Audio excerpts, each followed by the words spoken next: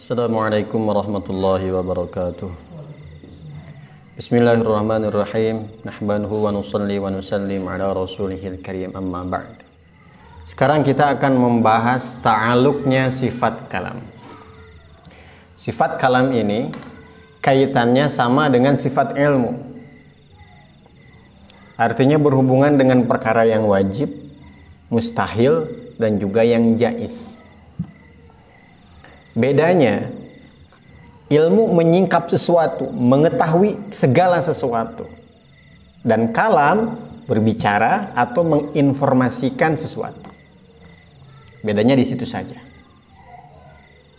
Jadi semua yang diketahui dan juga diinformasikan sama, yaitu perkara yang wajib, yang mustahil, dan juga perkara yang jaiz.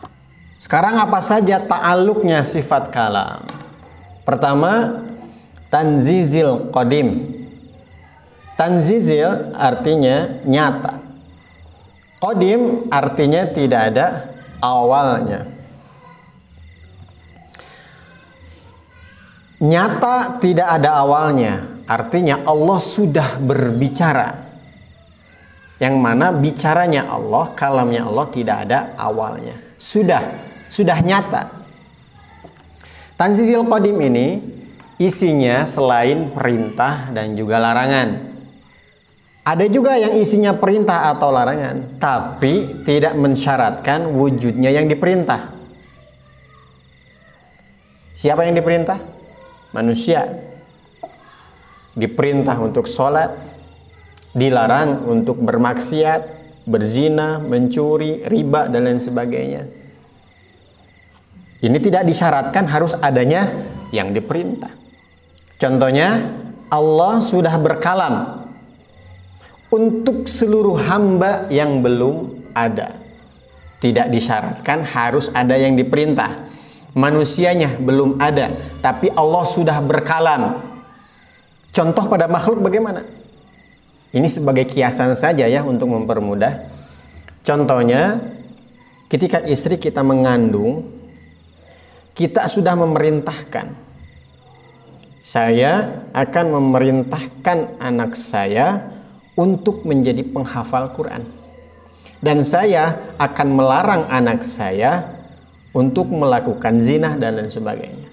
Perintahnya sudah ada, padahal yang diperintah masih ada di dalam kandungan. Dia sudah ngomong kepada istrinya, kalau anak kita nanti lahir, nanti saya akan perintahkan dia untuk pesantren di sini jadi penghafal Al-Quran, dan saya akan larang dia sekolah di sini karena di sana pergaulannya buruk misalnya. Jadi nyata dia sudah berkalam dengan istrinya.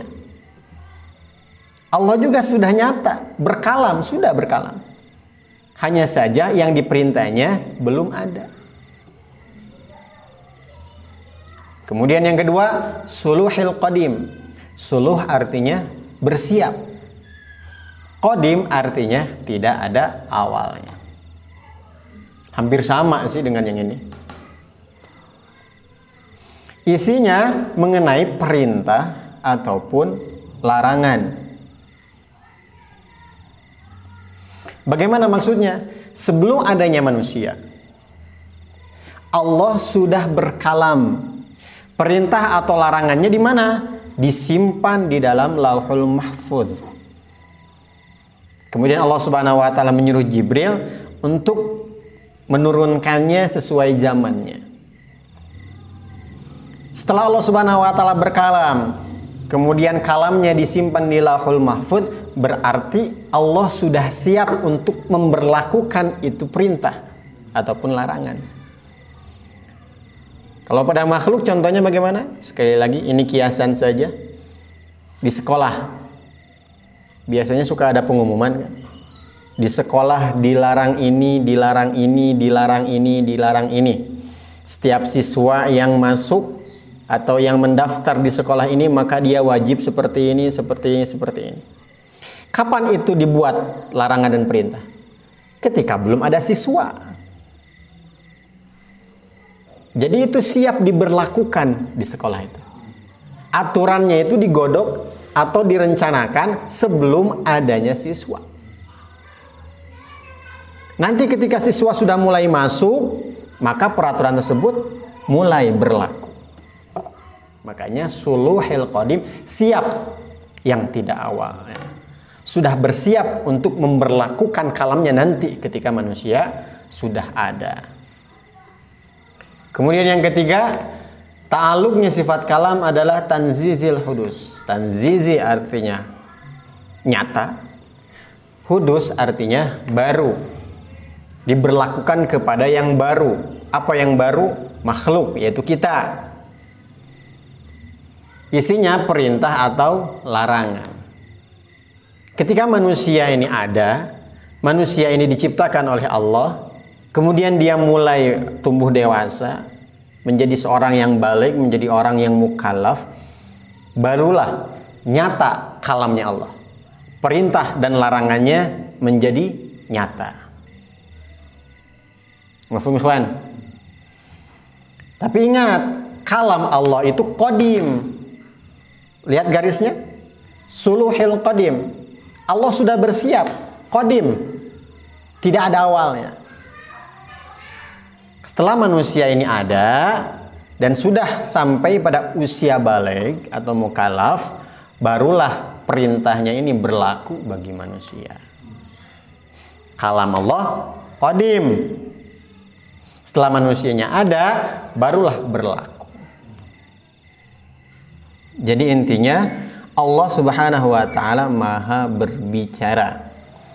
Maha bicaranya Allah ini qadim, tidak ada awalnya, sudah nyata sejak zaman azali, sudah berkalam meski makhluk belum ada.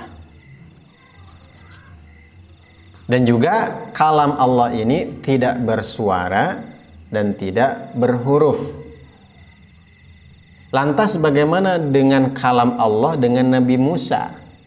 Di dalam Al-Quran disebutkan Nabi Musa pernah berbicara dengan api. Api menyampaikan isi perintah dan larangan ataupun kabar dari Allah kepada Nabi Musa. Itu suaranya api ini suara siapa? Apakah suara Allah atau suara api? Suara api. Karena kalam Allah tidak bersuara dan tidak berhuruf. Kok api bisa bersuara? Allah menghendaki api untuk bersuara. Berarti itu bukan kalam Allah. Karena kalam Allah tidak bersuara dan tidak berhuruf. Melainkan itu adalah suaranya api yang menyampaikan makna kalam Allah. Maknanya. Berbeda dengan Wahabi yang mengatakan itu adalah suara Allah yang diberikan kepada api. Sedangkan pemahaman kita tidak seperti itu. Kalam Allah ini tidak bersuara. Kalam Allah ini tidak berhuruf. Allah Subhanahu wa taala mampu untuk menciptakan api bersuara. Jadi itu suara api. Hanya saja isinya adalah makna dari kalam Allah.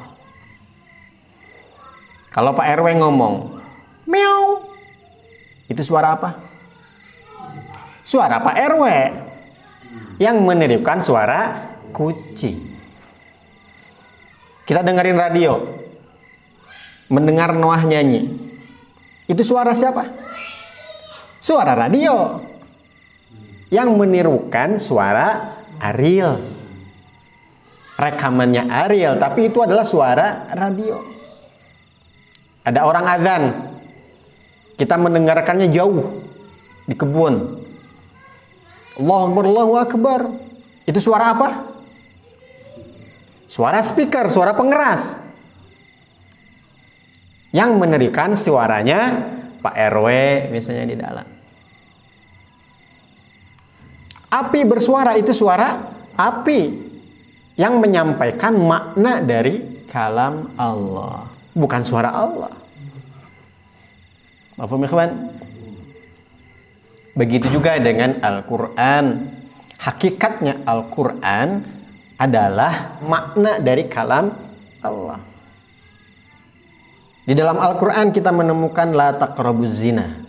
janganlah kalian mendekati zina.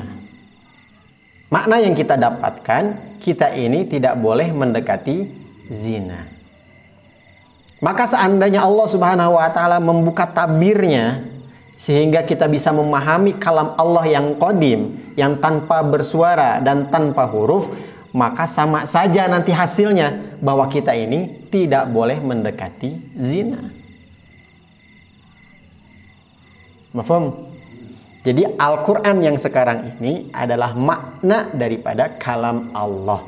Bukan kalam Allah, tapi makna dari kalam Allah.